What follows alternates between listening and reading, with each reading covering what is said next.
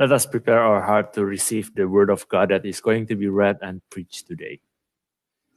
Kita akan bersama-sama mempersiapkan diri untuk membaca dan merenungkan firman Tuhan. Let us pray. Mari kita berdoa. Father in heaven, we come to you as we prepare our heart to receive your word. Bapa, kami datang padamu untuk mempersiapkan hati kami menerima firman-Mu. In order that you may open our heart, open our mind, and open our eyes. Agar ya Tuhan Engkau membuka hati kami, membuka mata kami, membuka pikiran kami. So that we can understand and feel the impact of the word of God itself. Agar kami dapat mengerti dan menerima dampak besar dari firman Tuhan itu sendiri. Father, we pray for myself and also for Pak Philip that is going to be the communicator of God's word. Tuhan, kami berdoa Engkau menyertai kedua hamba-Mu ini, saya sendiri dan juga Pak Vincent yang akan mengkomunikasikan akan firman Tuhan. We pray that you may anoint us with the Spirit itself. Biarlah Engkau mengurapi kami dengan Roh Kudus-Mu. So that we may preach not with human wisdom, but with the power of the Spirit. Biarlah kami tidak mengkomunikasikan ya Tuhan dengan kuat kuasa dari diri kami sebagai manusia, tapi oleh kuasa Roh Kudus sendiri. And we also want to pray that you may also help the people who are listening to the sermon at home. Dan juga Engkau yang akan menolong setiap saudara kami yang mendengarkan firman dari rumah masing-masing. We pray that you may also be with them and work in their heart. Engkau bersama dengan mereka dan bekerja dalam hati mereka. In the name of Jesus we pray. Dalam nama Yesus kami berdoa. Amen. Amin. Again, good morning everyone. Sekali lagi, selamat pagi saudara yang kasih di dalam Tuhan. Today we are going to have our word of God taken from Psalm chapter 27, verse 1 to 14. Firman Tuhan diambil dari Mazmur nomor yang ke-27, ayat 1 sampai ke-14. I'm going to read the English version first, and then Pak Philip is going to read the Indonesian version afterward. Akan dibacakan dalam bahasa Inggris terlebih dahulu. And here is the word of God. The Lord is my light and my salvation. Whom shall I fear? The Lord is the stronghold of my life. Of whom shall I be afraid? When the wicked advance against me to devour me, it is my enemies and my foes who will stumble and fall. Though an army besiege me, my heart will not fear. Though war break out against me, even then I will be confident.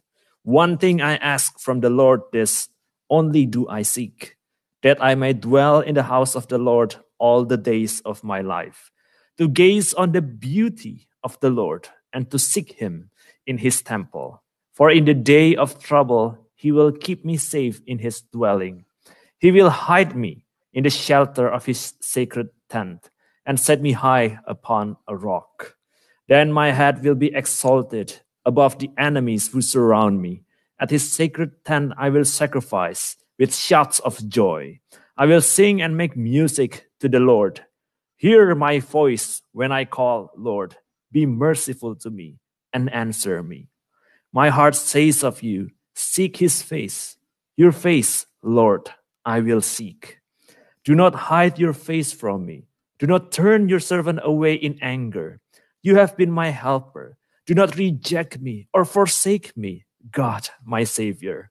Though my father and mother forsake me, the Lord will receive me. Teach me your way, Lord. Lead me in a straight path because of my oppressors. Do not turn me over to the desire of my foes, for false witnesses rise up against me, spouting malicious accusations. I remain confident of this. I will see the goodness of the Lord in the land of the living. Wait for the Lord. Be strong and take heart and wait for the Lord. This is the word of God. Mazmur nomor yang ke-27 dari Daud. Tuhan adalah terangku dan keselamatanku. Kepada siapakah aku harus takut? Tuhan adalah benteng hidupku. Terhadap siapakah aku harus gemetar? Ketika penjahat-penjahat menyerang aku untuk memakan dagingku, yakni semua lawanku dan musuhku. Mereka sendirilah yang tergelincir dan jatuh. Sekalipun tentara berkemah mengepung aku tidak takut hatiku. Sekalipun timbul perperangan melawan aku, dalam hal itu pun aku tetap percaya. Satu hal telah aku minta kepada Tuhan, itulah yang kuingini. Diam di rumah Tuhan seumur hidupku, menyaksikan kemurahan Tuhan dan menikmati baik-Nya. Sebab Ia melindungi aku dalam pondoknya pada waktu bahaya. Ia menyembunyikan aku dalam persembunyian di kemahnya. Ia mengangkat aku ke atas gunung batu. Maka sekarang tegaklah kepalaku, mengatasi musuhku sekeliling aku. Dalam kemahnya aku akan mempersembahkan korban dengan sorak-sorai. Aku mau menyanyi dan bermazmur bagi Tuhan. Dengarlah Tuhan seruan yang kusampaikan. Kasihnilah aku dan jawablah aku. Hatiku mengikuti firman-Mu. Carilah wajahku, maka wajah-Mu ku cari, ya Tuhan. Janganlah menyembunyikan wajah-Mu kepadaku, janganlah menolak hamba-Mu ini dengan murka. Engkaulah pertolonganku. Janganlah membuang aku dan janganlah meninggalkan aku, ya Allah penyelamatku. Sekalipun ayahku dan ibuku meninggalkan aku, namun Tuhan menyambut aku. Tunjukkanlah jalan-Mu kepadamu, ya Tuhan, dan tunjukkanlah aku di jalan yang rata oleh sebab seteruku. Janganlah menyerahkan aku kepada nafsu lawanku, sebab telah bangkit menyerang aku saksi-saksi dusta dan orang-orang yang bernafaskan kelaliman. Sesungguhnya aku percaya, aku akan melihat kebaikan Tuhan di negeri orang-orang yang hidup. Nantikanlah Tuhan, kuatkanlah dan teguhkanlah hatimu. Ya, nantikanlah Tuhan. Demikian firman Tuhan. Brothers and sisters, we live in a world that is really beautiful. Saudara, kita hidup dalam dunia yang begitu indah. We know that there are like beautiful trees, beautiful scenery, and also good food and a lot of wonderful things in this world. Kita tahu ada pohon-pohon yang begitu indah dan pemandangan yang indah dan juga makanan yang enak dan sebagainya. This world is so beautiful that it's hard for us to believe that this world also contains many bad things. Dunia yang begitu indah sampai-sampai kita sangat susah untuk berpikir bahwa ada juga banyak hal yang buruk. I believe you know this feeling when you go and you look at a wonderful scenery like Grand Teton or perhaps Yosemite, and then you will like, this world is just so beautiful. Nothing bad comes to mind. Saudara, kita bisa merasakannya ketika kita melihat akan Grand Teton, gunung yang begitu indah, ataupun di Yosemite. When we look at all of that, it seems hard for us to like actually imagine that this world is a sinful world. Ketika kita melihat semua itu, sungguh sukar bagi kita untuk memahami bahwa dunia ini adalah dunia yang berdosa. But that's the fact, because this world is not only beautiful, but this world is also marred by sin. Dan itulah faktanya, bahwa dunia ini bukan saja indah, tetapi dunia ini juga dipenuhi dosa. And that's why a lot of times that we live in this world, we are not only enjoying the world, but also sometimes suffer because we are in the world. Oleh sebab itu, saudara, ketika kita di dalam dunia ini, bukan saja kita menikmati dunia ini, tetapi juga menderita di dalamnya. We all enjoy social interaction. Kita senang untuk dapat bergaul dengan yang lain. In fact, if you look at United Nations definition of torture, one of them includes social isolation. Kalau kita memperhatikan akan definisi penyiksaan yang dilakukan, yang digariskan oleh PBB, ya, salah satunya adalah isolasi secara sosial. Because social isolation is very painful to us because we cherish interaction with each other. Ya, isolasi sosial adalah sangat menyakitkan kita karena kita senang untuk dapat bergaul dengan yang lain. Of course, I'm not saying that today we are having a sort of social isolation that is a torture or something like that. No, because we have Zoom, WhatsApp, and all of that. Ya, tentunya kita pada hari ini walaupun ada isolasi dan sebagainya itu bukan berarti ini adalah penyiksaan oleh karena kita masih bisa kontak dengan teman lewat media sosial. But even within the wonderfulness of being able to interact with other people, we also know that there is pain when we interact with other people. Bahkan ketika kita mampu berinteraksi dengan orang lain pun, kita menyadari ada suatu kesakitan, ya, sakit waktu kita berinteraksi dengan ini. We have friends who plan for our birthday celebration. Kita tahu ada teman yang mempersiapkan akan hari ulang tahun kita. And we also know that we have friends and families who come to our graduation. Dan juga ada teman dan saudara yang datang kepada hari di mana kita selesai sekolah. They are also delightful. Mereka senang. But at the same time, we know that in this world, there are people who not plan for our good, but plan for our fall. Tapi kita juga sebaliknya tahu juga ada orang yang tidak merencanakan kebaikan untuk kita, tetapi merencanakan kejatuhan kita. This world is not just full of friends, but this world is also full of enemies. Dunia ini bukan saja penuh dengan teman-teman, tetapi juga ada banyak musuh. There are evil people. I hope that's not a surprise to you. Ada orang yang jahat. Saya harap ini tidak mengejutkan saudara. And that's exactly what the psalmist is experiencing when he wrote his psalm. Ini yang dialami oleh pemazmur ketika dia menuliskan akan mazmur ini. You know, David, the writer of this psalm, was a wonderful king and everyone seems to love him. Kita tahu bahwa Daud yang menuliskan mazmur ini adalah raja yang hebat, banyak orang suka kepadanya. But also we know that in his kingship, we know that he's also made a lot of enemies while he was reigning as a king. Dan saat dia bertata sebagai raja, dia pun memiliki banyak musuh. And this is the song that he wrote when he feels the pressure of all of his enemies coming toward him. Ini adalah lagu yang dia tuliskan ketika dia merasakan akan tekanan musuh-musuh datang untuk menyerangnya. And as we also know that today we are also experiencing a sort of communal suffering because of the pandemic, I hope that this word of God is going to help us go through all of this. Dan saat kita juga merasakan akan tekanan karena adanya pandemi virus ini, saya berharap bahwa firman Tuhan ini juga bisa menolong saudara.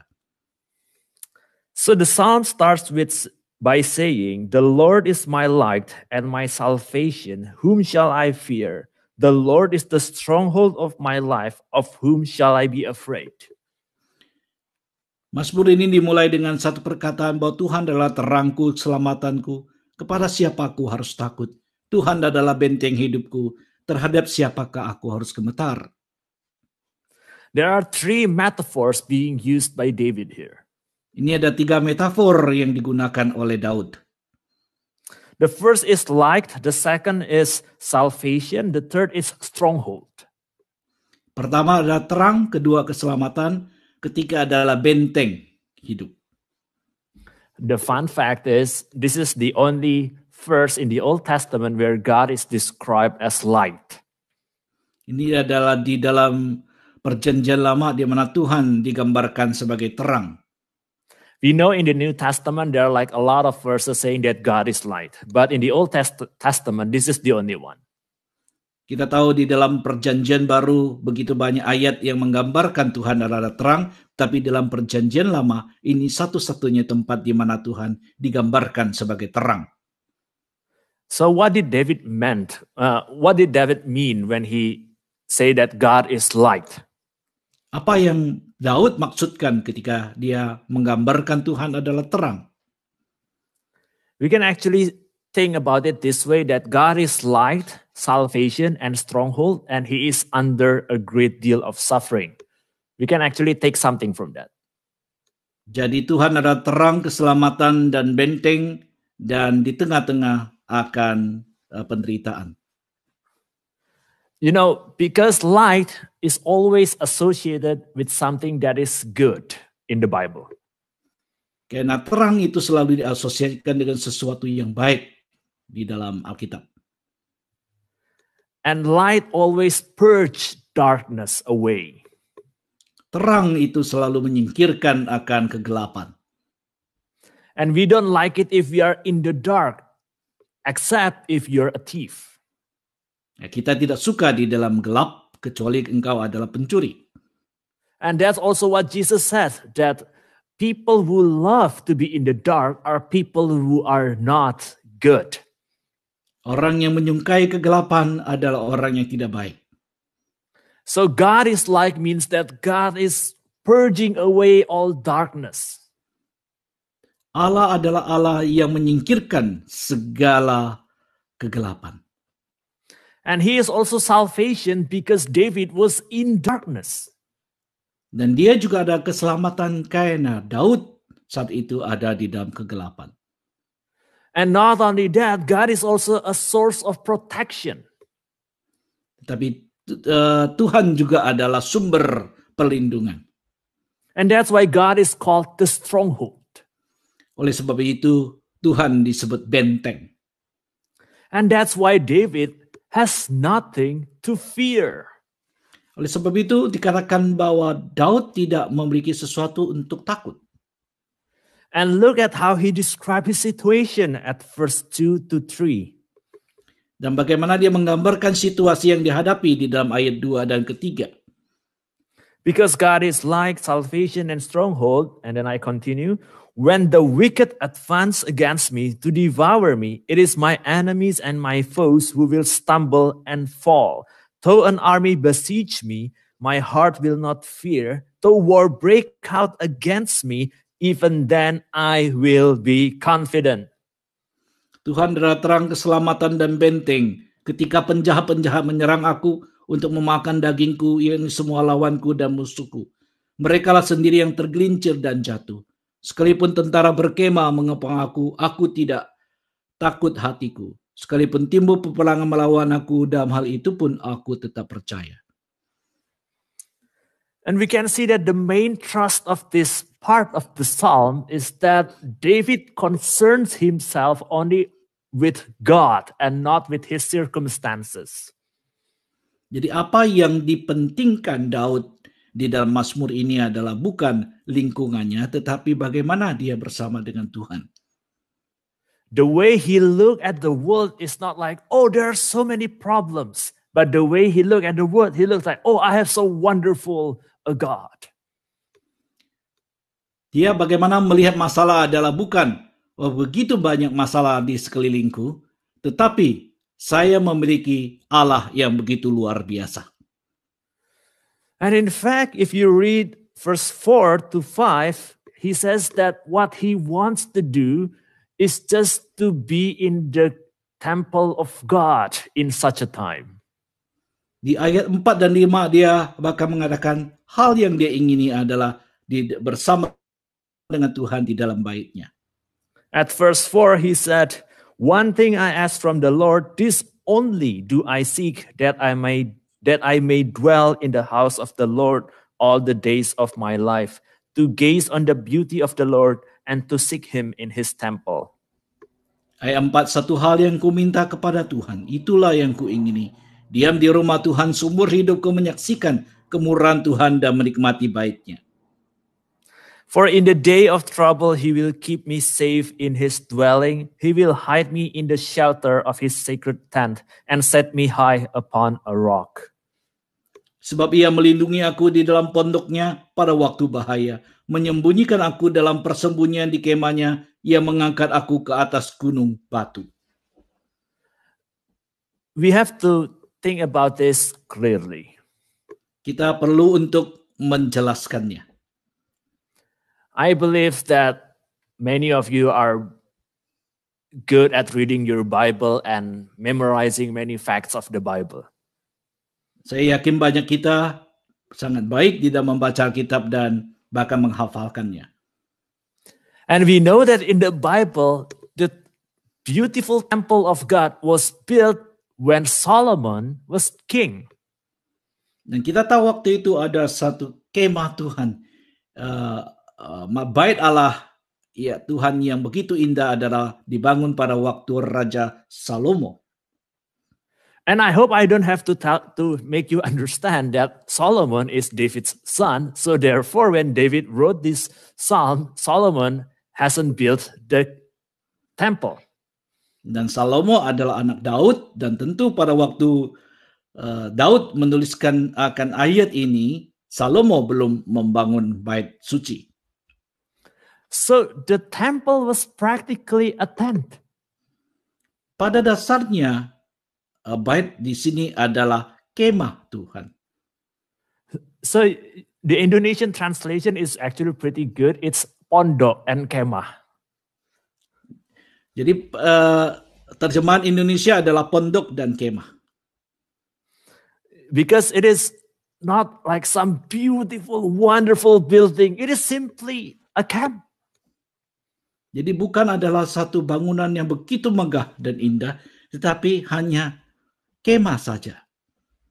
It is not a beautiful, wonderfully architected building. It is not walled. It is not strong enough to withstand cannonballs or something like that. It's a tent. Itu bukan satu bangunan yang berdinding, bertembok besar yang mampu untuk menahan akan peluru, ya, meriam, tetapi hanyalah kemah saja.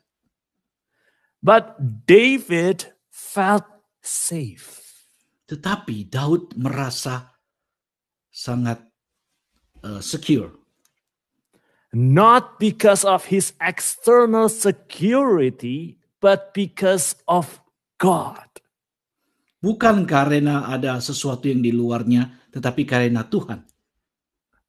Not because he has all of this protection and armed response. I see that a lot in the neighborhood. Armed response, be wary, But because of God. Bukan karena adanya pelindungan senjata di sekeliling akan neighborhood kita, tetapi oleh karena Tuhan sendiri. So you see, it is not a matter of the building. Jadi ini bukan masalah tentang satu bangunan. So whether it is a building costing you billions of dollars, like a beautiful church, or it is simply the corner of your room, as long as God is there, then that's it. That's our peace. Jadi bukan soal satu bangunan, gedung yang megah yang harganya miliaran dolar, tetapi ataupun satu di sudut ruangan kita, tapi selama Tuhan ada bersama kita, itulah yang diperlukan. This is exactly why our Lord Jesus commanded us to seek first the kingdom of God. Oleh sebab itu, Tuhan Yesus memerintahkan kita untuk mencari dahulu kerajaan Allah. Do not worry about our sustenance, but seek first the kingdom of God. Jangan perlu untuk mencari yang lain, tetapi carilah dahulu kerajaan Allah. And everything else will be added to you. Dan yang lain akan ditambahkan kepadamu.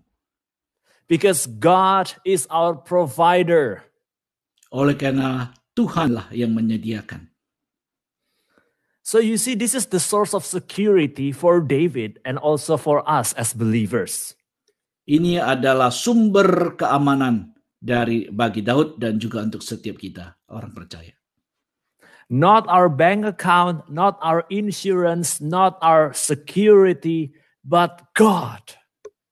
Bukan dari bank account kita, bukan dari insurans kita, tetapi sumber keamanan kita adalah Tuhan sendiri. I'm not saying that they are not important and we should live a carefree life. That's not what I'm saying. Bukan berarti semua yang saya sebutkan tadi tidak perlu dan kita bisa hidup semaunya saja. Tidak demikian. But what is it that is our ultimate security? Tetapi apa puncak dari keamanan kita? Because there are people who secured their homes so good and yet they still got robbed. Karena kita tahu ada orang yang telah mempunyai rumah yang begitu aman, tapi tetap saja mereka itu dirampok. And there are people who left their door open every day and nobody even came in.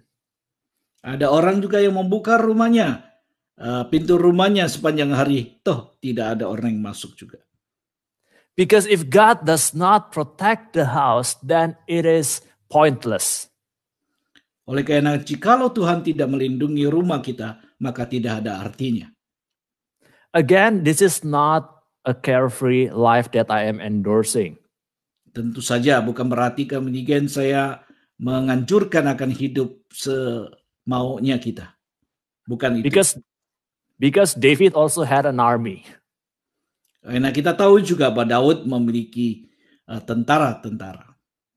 And he also has strategists and also advisors. But his ultimate security is in God. Dia memiliki penasehat-penasehat strategis, ya, tetapi puncak akan keamanannya terletak kepada Tuhan. And then you might be thinking, oh, okay, then what should I do? Maybe tomorrow when I wake up, I should look at the mirror and say, hey, you know what? You shouldn't worry. Is that what we are going to do tomorrow? Jika demikian, apa yang kita lakukan? Apakah kita bangun besok dan kemudian kita bercermin dan berkata, saya perlu khawatir? Bukan demikian. We cannot ignore our emotions. Kita tentu tidak bisa mengabaikan akan emosi kita. Denying that we have emotions is basically denying that we are human beings. Saat kita menyangkal kita punya emosi, berarti kita menyangkal diri kita sebagai seorang manusia. Because emotions is part of what makes us human. Karena emosi itulah yang membuat salah satunya kita menjadi manusia. And the Bible is really humanistic, if I want to put it that way, book. Oleh karena sebenarnya Alkitab itu sangat manusiawi. Because we see that because we see that after David says a lot of wonderful things that we might be thinking like, oh, I cannot be like that. And then verse 7, you're going to see that. Ketika Alkitab dia menggambarkan sesuatu yang indah, maka di ayat 7 dia mengatakan demikian. This is what he said after saying all of those wonderful things. Hear my voice when I call, Lord. Be merciful to me and answer me. My heart says of you, seek his face. Your face, Lord, I will seek. Do not hide your face from me. Do not turn your servant away in anger. You have been my helper. Do not reject me or forsake me, God, my Savior. Setelah dia menggambarkan sesuatu yang sangat indah di ayat sebelumnya, maka ayat ke-7 dan seterusnya dia berkata demikian. Dengarlah Tuhan seruan yang kusampaikan. Kasihanilah aku dan jawablah aku. Hatiku mengikuti firman-Mu, carilah wajahku, maka wajah-Mu ku cari ya Tuhan. Janganlah menyembunyikan wajah-Mu kepadaku, janganlah menolak hamba-Mu ini dengan murka. Engkaulah pertolonganku. Janganlah membuang aku dan janganlah meninggalkan aku, ya Allah penyelamatku. You see, at the same psalm, he expressed confidence in the Lord and at the same time vulnerability. Jadi dalam satu mazmur yang sama, dia menyatakan akan keyakinannya kepada Tuhan, tetapi juga kerapuhannya di hadapan Tuhan. This is a beautiful paradox. Ini adalah satu paradoks yang begitu indah. Because his confidence lies not in himself, but in God. Karena kepercayaannya, keyakinannya terletak bukan pada dirinya sendiri, tetapi pada Tuhan. But he also knows that he may falter in his faith. Tetapi dia juga tahu dia bisa terjatuh di dalam imannya. It is like the guy in the New Testament when he called to Jesus and then Jesus asked him, do you believe? And then he said like, Lord, I believe, help me to believe. Seperti di dalam perjanjian baru ada seseorang datang kepada Yesus dan Yesus berkata, apakah engkau percaya? Dan kemudian dia berkata, Tuhan saya percaya, tolonglah aku untuk percaya. You see, this is a wonderful and beautiful and very, very humanistic verse. Jadi kita bisa melihat di sini adalah ayat yang begitu manusiawi. What does it mean for us actually? Apa artinya sebenarnya? So last night we had a prayer meeting online as well, and Bu Yung Yung also preached a sermon.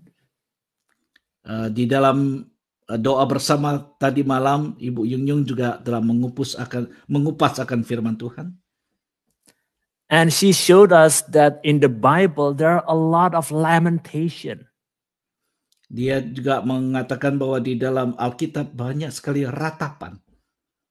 Where people simply pour out their heart to God. Itu begitu orang-orang percaya, mereka menumpahkan akan isi hati ke hadapan Tuhan. It is like when we go to our mom and our dad. Seperti kita manusia datang kepada papa mama kita. Of course, our mom and dad is going to help us live. They're going to provide us with food and school, etc., etc. Ya, tentu saja orang tua kita akan membantu kita. Mereka akan menyediakan makan, minum kita. But there are times when we kind of like shyly ask them like, would you pay for this food, mom? Tapi kita kadang-kadang juga datang kepada mereka dan berkata, Mama, apakah engkau boleh memberikan makanan ini kepadaku? And our mom is not going to say, oh yeah, of little faith. Nah, tentu saja kemudian mama kita tidak akan berkata, engkau orang yang tidak beriman. No, our mom kind of, I think if normal mom is gonna like smile because of that question. Jikalau itu adalah mama yang normal, dia akan tersenyum untuk pertanyaan itu. And she will hug us and say that, yeah, of course, why not? Dia akan memeluk kita dan berkata, tentu saja, mengapa tidak? And she will even ask us again, like, what is it that you have in your mind? Express it, tell me, I want to know. Dan dia bahkan akan bertanya, apa yang ada dalam pikiranmu? Saya ingin tahu. And that was what David did in his psalm, expressing his heart, pouring out his heart to God. Ini yang dilakukan oleh Daud di dalam Mazmur ini ketika dia mencurahkan isi hatinya kepada Tuhan. This is not an act of disbelief. This is actually an act of faith. Ini bukan adalah perbuatan yang menyatakan ketidakpercayaannya, tetapi ini adalah langkah imannya. Because his faith makes him confidently can come to God. Karena imannya membuat dia dengan penuh keyakinan bisa datang kepada Tuhan. In contrast to that, people who don't have faith, they don't even come to God for protection. Sebaliknya, orang yang tidak memiliki iman, mereka tidak akan datang kepada Tuhan untuk mencari perlindungan. They don't even cry out to God for help. They try to solve it themselves like Saul. Dan mereka tidak datang kepada Tuhan untuk mencari akan solusinya atau mencari pertolongan seperti Saul misalnya. And the end of that is usually just disaster. Dan pada akhirnya apa yang terjadi adalah justru malapetaka. That's why I encourage you all to be like what Peter said in 1 Peter chapter 5 verse 7, cast all your anxiety to him because he cares for you. Oleh sebab itu marilah kita seperti dikatakan oleh Petrus di dalam 1 Petrus, bahwa kita buang segala kekhawatiran kita. But we cannot just stop in pouring our heart to God. Kita bukan saja mencurahkan akan isi hati kita kepada Tuhan. Because if we only pour our heart to God, it's just like a guy who always complain and complain and complain. Jika kita hanya mencurahkan isi hati kita kepada Tuhan, kita adalah seperti orang yang selalu mengeluh. We also need to do what David did in verse 10 to 11. Kita perlu seperti Daud lakukan di dalam ayat yang ke-10 sampai yang ke-11. He said that though my father and mother forsake me, the Lord will receive me. Teach me your way, Lord. Lead me in a straight path because of my oppressors. Sekalipun ayahku dan ibuku meninggalkan aku, namun Tuhan menyambut aku. Tunjukkanlah jalanmu kepadaku ya Tuhan, dan tuntunlah aku ke tanah yang rata oleh sebab seteruku. So he poured out his heart, but at the same time he reminded himself of the objective truth of who God is. Di satu pihak dia mencurahkan akan isi hatinya. Di lain pihak dia mengafirmasi bahwa Tuhan itu siapakah dia. It is important for us not to be swayed by only our emotions. Adalah sangat penting kita tidak digoyangkan oleh emosi kita. There is a saying that emotion is a good window to our heart, but a bad master. Ada satu perkataan, yes, bahwa emosi adalah sesuatu yang baik untuk menuju kepada hati kita, tetapi dia adalah tuan yang tidak baik. Do not only follow your emotion, but do not also deny your emotion. Jangan selalu terbawa oleh emosimu, tetapi jangan menyangkal emosimu. Express it to God and then remind ourselves with the objective truth of God. Pertama kita mengungkapkan emosi kita, kemudian kita juga diingatkan akan kebenaran objektif dari Tuhan kita. That our God will not forsake us. Yaitu bahwa Tuhan tidak akan meninggalkan kita. So I would like to invite all of us in this time of pandemic and this time of laid off or getting furloughed or many other bad things happening in our lives. Jadi kita mau mengingatkan kita pada waktu pandemi corona ini dan juga pada waktu kita mungkin dapat furlough, kehilangan pekerjaan.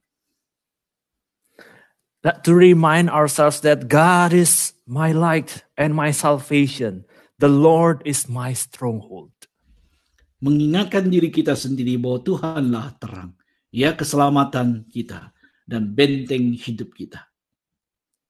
He has provided for the people of Israel.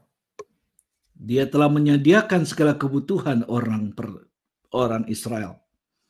And he has also provided for the church. Dia menyediakan kebutuhan bagi gereja.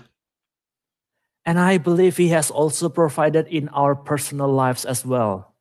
Dan dia juga telah menyediakan segala sesuatu kebutuhan kita secara pribadi. Remember who God is. Ingatlah akan siapakah Tuhan kita. When our heart feels not in alignment with our mind, we express it to God. Ketika hati kita tidak sepikiran, tidak sejalan dengan pikiran kita, mari kita ungkapkan kepada Tuhan. Only to remind us again how wonderful is the truth of God. Untuk sekali lagi mengingatkan kepada kita betapa indahnya kebenaran firman Tuhan. And then lastly, what should we do after all of that? Dan terakhir, apa yang seharusnya kita lakukan? Verse 13 to 14, I remain confident of this. I will see the goodness of the Lord in the land of the living. Wait for the Lord. Be strong and take heart and wait for the Lord. Sesungguhnya aku percaya aku akan melihat kebaikan Tuhan di negeri orang-orang hidup. Dan nantikanlah Tuhan. Kuatkanlah dan teguhkanlah hatimu. Ya, nantikanlah Tuhan. David knew that he's going to survive all of these people. Daud tahu bahwa dia akan bisa melalui akan semua ini. The only thing that he has to remind himself lastly is that wait for the Lord. Hal terakhir yang dia bisa katakan adalah nantikanlah Tuhan. We don't know when the pandemic will end. Kita tidak tahu kapan pandemi ini akan berlalu. We don't know when our suffering will end, our sickness will end. Kita tidak tahu kapan penderitaan dan kesakitan kita akan berlalu. But we know that God is at work. Tapi kita tahu Tuhan bekerja. Therefore, be strong and take heart and wait for the Lord. Oleh sebab itu kuatkanlah, teguhkanlah hatimu, nantikanlah Tuhan. And our main concern should be to seek first the kingdom of God. Apa yang paling utama untuk kita lakukan adalah carilah dahulu kerajaan Allah. Amen. Let us pray. Amin. Mari kita berdoa. Father in heaven, this is a very confusing and perplexing time. Bapa di dalam surga, ini adalah waktu-waktu yang membingungkan bagi setiap kami. There are a lot of anxieties, a lot of worries, a lot of fear. Banyak kekhawatiran dan banyak ketakutan. But thank you for your word. Tetapi terima kasih Tuhan untuk firman-Mu. Because from your word, from the psalm, we know that we can pour our heart to you and also remind ourselves that you are with us. Karena di dalam firman Tuhan ini, di dalam Mazmur ini mengingatkan kepada kami, sekali lagi kami boleh mencurahkan isi hati kami kepada Tuhan. And we also pray that all of these problems that we are facing may turn our face toward God. Dan biarlah Tuhan kami berdoa di tengah semua kesulitan yang kami hadapi, kami boleh menghadapkan wajah kami kepada Tuhan. That we realize that our health, our job, our insurance, our whatever is nothing compared to God's security. Biarlah kami boleh menyadari akan segala keamanan pekerjaan kami tidaklah sebanding dengan keamanan yang Kau telah sediakan bagi kami. And help us, Lord, to wait for you. Dan tolonglah Tuhan agar kami boleh menantikan Engkau. Help us when our faith falters. Tolonglah kami ketika iman kami mulai melemah. Help us to always trust in you in these difficult circumstances. Tolonglah agar kami selalu bersandar kepadamu pada saat-saat seperti ini. In the name of Jesus we pray. Di dalam Amen. nama Tuhan Yesus kami berdoa. Amin.